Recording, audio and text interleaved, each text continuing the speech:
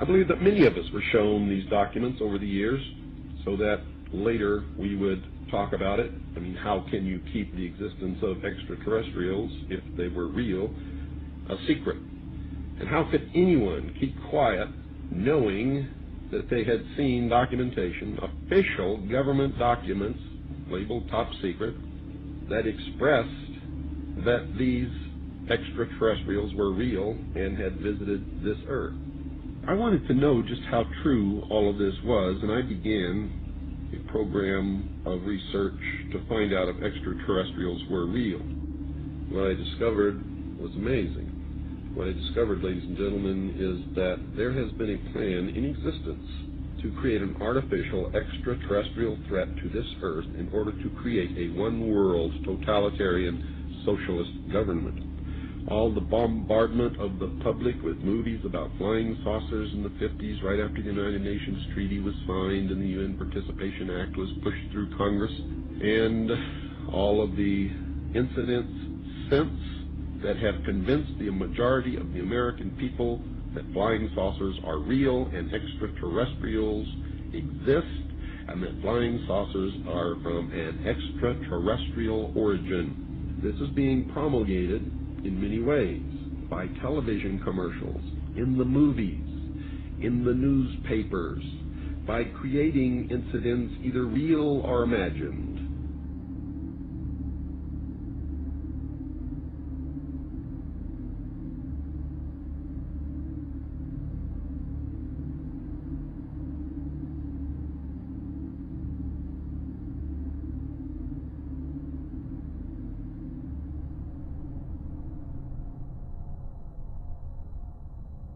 I mean, how can a nuts and bolts spacecraft, two objects that are supposed to be made of metallic steel, fly into each other at thousands of kilometers an hour, become one object and then fly off in another direction?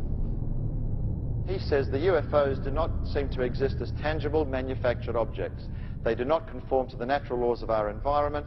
They seem to be nothing more than transmogrifications tailoring themselves to our abilities to understand.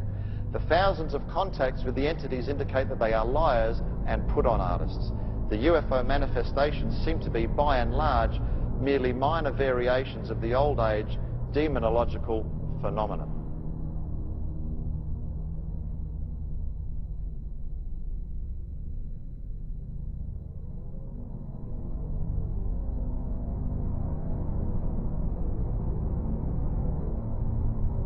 And again, the researchers will show you that the messages being received are deceptive in nature. They will tell you things like, well, we've come from Venus or Mars in the 60s. That was the messages. Well, we now know that's impossible. Now they say they come from Sirius or Orion or Zeta Reticuli or somewhere far off, where we can't test those claims. And that's the problem.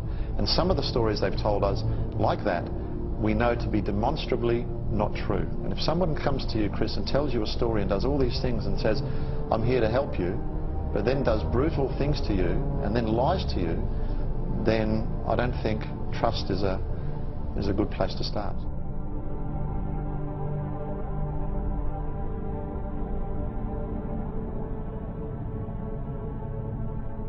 There is no evidence, I wish to emphasize, that these life forms from elsewhere are hostile towards us.